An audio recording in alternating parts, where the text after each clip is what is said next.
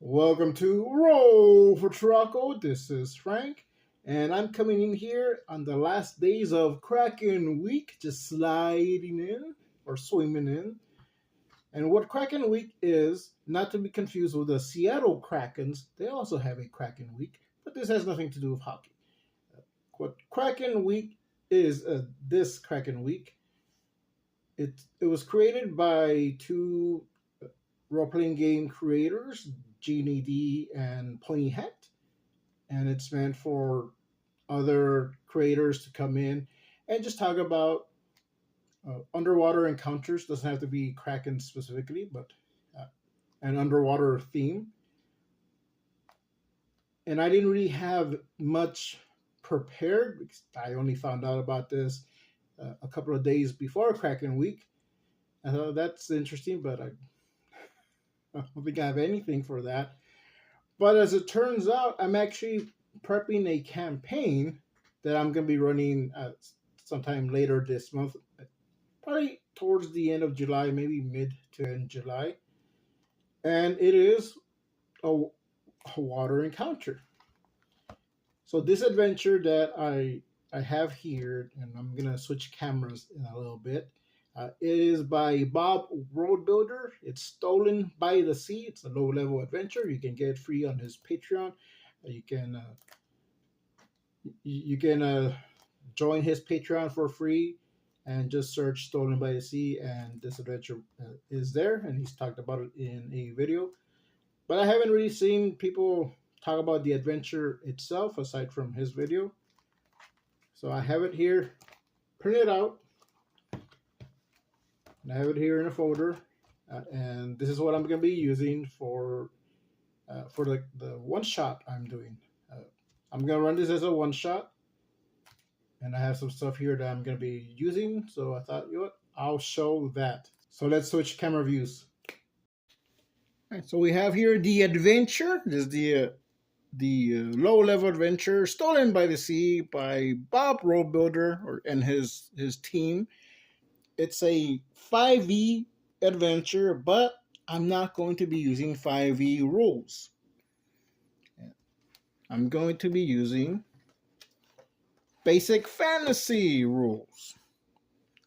I'll be using the 4th edition of basic fantasy, and this is actually an alternate cover. I have the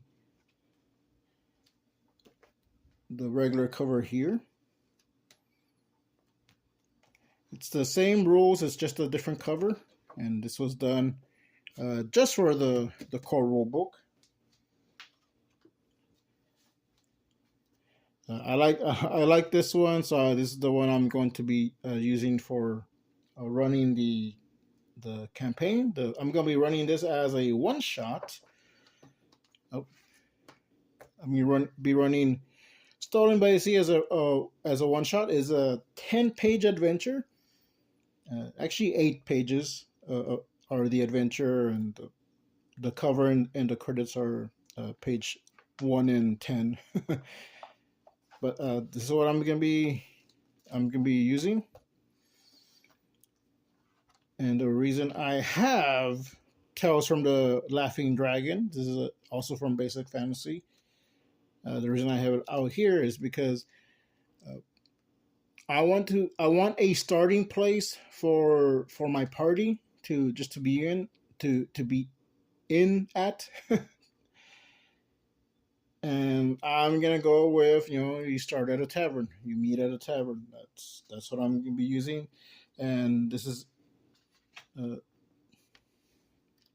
quests and things you can use that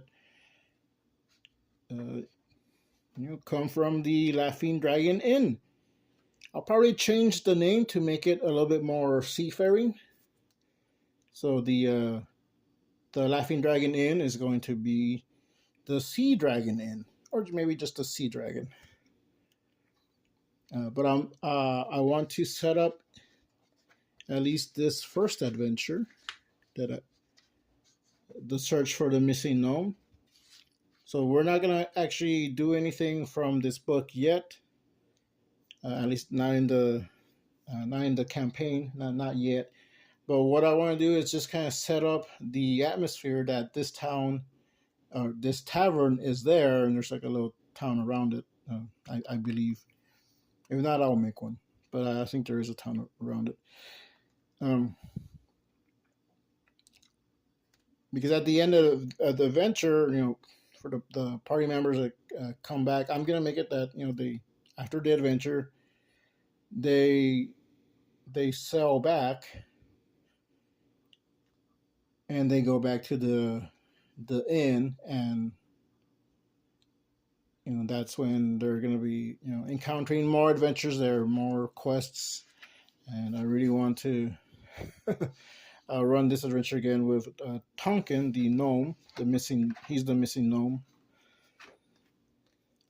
So that's more for foreshadowing, but I wanted a place where they can start in. And I'll put that here on the side. And the reason I'm using basic fantasy and not 5e, one, I don't have the rules for 5e, and I know I can download them. But I wanted something simple because this campaign, I'm going to be doing it at my local library. And they really want to start a D&D club. And I was asking if they had one, and they pretty much said if we would want one, but it would be up to someone else to just be in charge of it to do it. And I am still planning on having a little campaign with my kids when they when they arrive here in a couple of weeks. And I said, well, what if I run that campaign here at the library and I just open it up to anyone else? And I made it ages 9 and up. So they offered up a room, a large room that they have, and they said they'll even advertise it. So like, okay, so if this goes well, it might be the beginning of a local RPG club that we can have fun in playing role playing games. And I wanted basic fantasy to start with because I wanted a simpler rule set. And I'm going to be using the 4 core races and the 4 core classes. And I did make an adjustment with cleric, with the basic fantasy rules, and it might also be in BECME or BX. I'm not too familiar with it, but the cleric starts off with no spells, so I'm gonna make it it does start with 1 spell because they're gonna need it. So that's the rule set I plan on using, and I have here mostly everything that I plan on using with the game. Stolen by the Sea. So I have the adventure. I don't want to show too much, but I was reading it. It's actually not a bad little adventure. There's maybe a couple of changes that I'm going to make aside from the rules. But because I'm using basic fantasy rules and I'm only going to be using the 4 core rules and 4 core classes, Tiefling, this is a Tiefling captain. So Tiefling is not one of the core classes. There is a supplement, but I just want to stick with the 4 core rules, 4 core classes.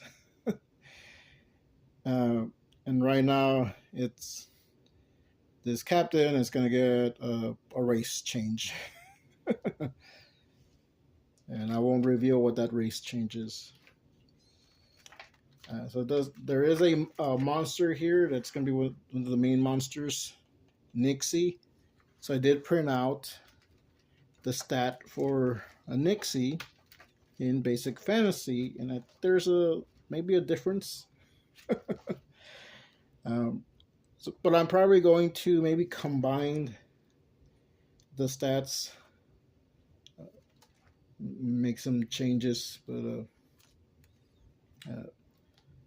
yeah, I think this will work. And I did print out some extra monsters: a mermaid, giant octopus.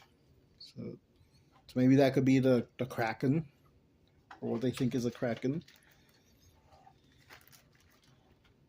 And I have the map here. So what I plan on doing, or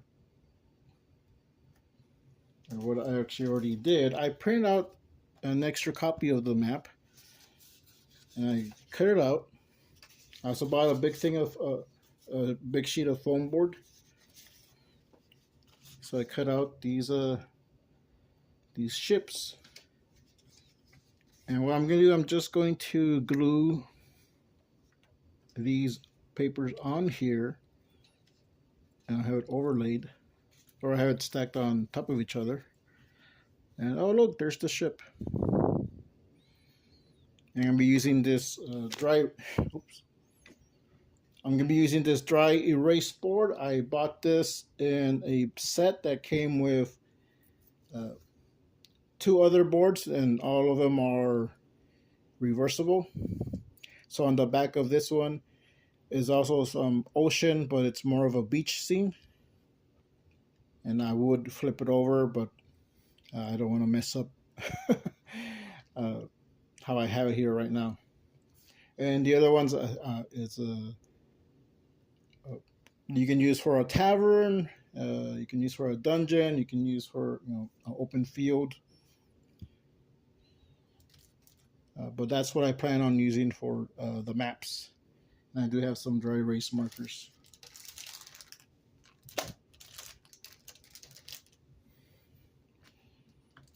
And I have I also printed this out for party bond. So this will be cool for the players. Maybe connect the party members a little bit. And here I printed out the races, the classes. And what I was seeing, I was gonna need a stat for a thug, which would be the pirates, the other pirates. I didn't find one in the core rules, but I did find creating an NPC party, and Buccaneers and Pirates is in there, so I can use that to create the pirate crew. And there's a map I print out. I want to utilize in some way, at least maybe get inspired by it.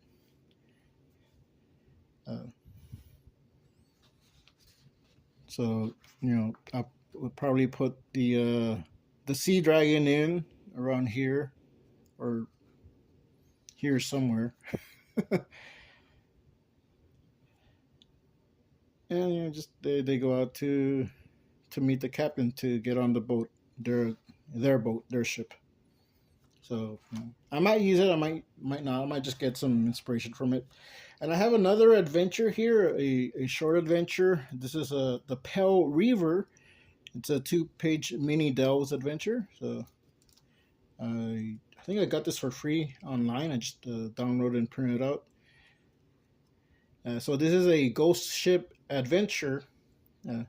So I thought, maybe if there's time, depending on how many people are actually there, and how quick we can maybe run through it.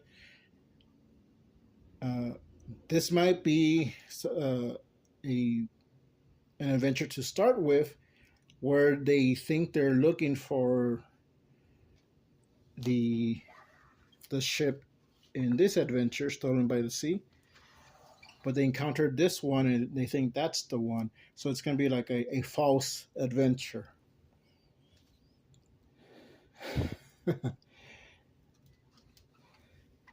So that's I might do that, I might not.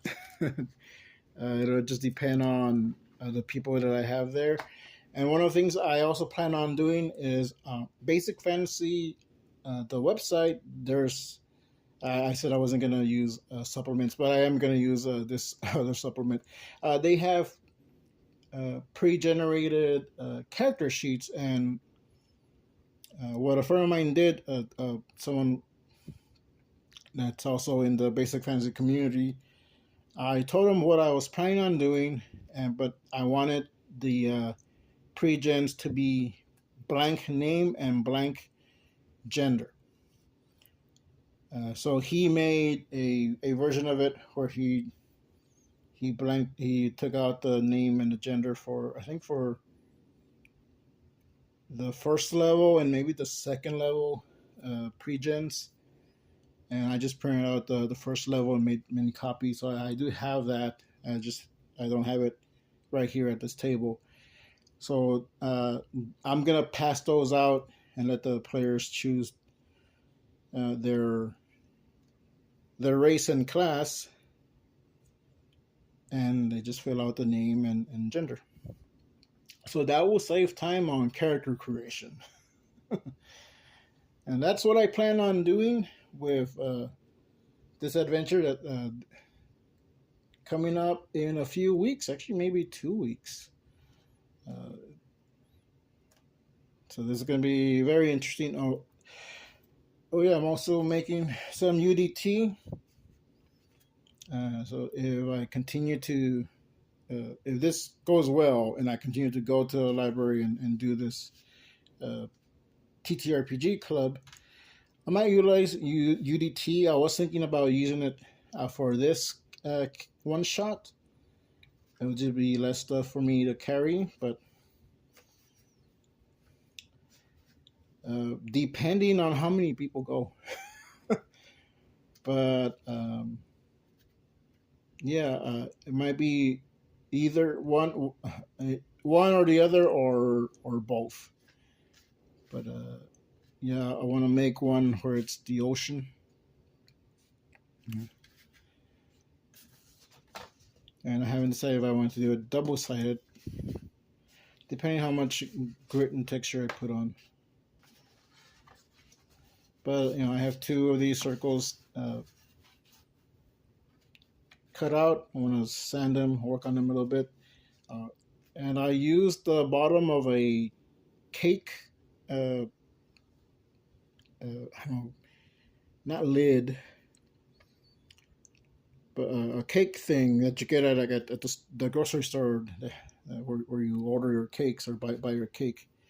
The cake bottom of the cake holder or whatever.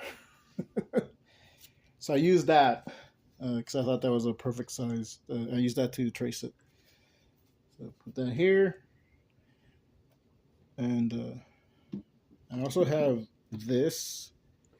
And this is where this board came in, and the other boards. It came in this box. And the box can be used as a...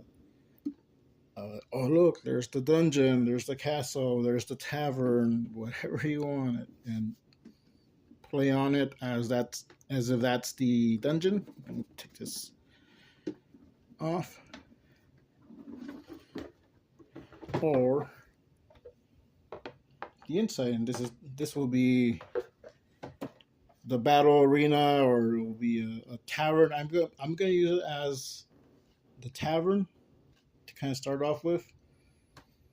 And I have a little miniature of a gnome. Here it is. So I'm gonna have him here in the back. Where's his chair? He's gonna be there in the back. Oh, there's a gnome having fun. And I will be Tonkin. So here, even the inside is you can use it as a little map. And all these are hex grid. And the back here is maybe a mountain or a hill or just a field. And the reason I got the hex grid and not the square grid, this was cheaper. So here's the wood map, and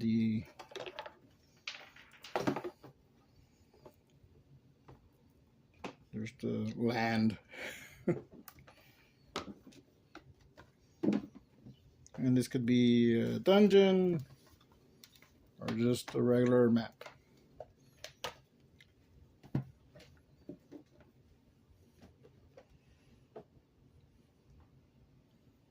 Oh yeah, I want to show these. So it came with these decals. They don't really. Once you take them off, they're kind of hard to stay on. Oh, actually, no. They do stay on pretty well on the board, but they're hard to stick on back here. See, I already dropped one.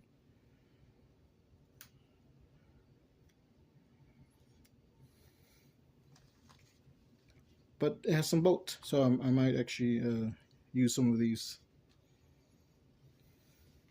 And these effects look really cool, so so I might utilize these as well.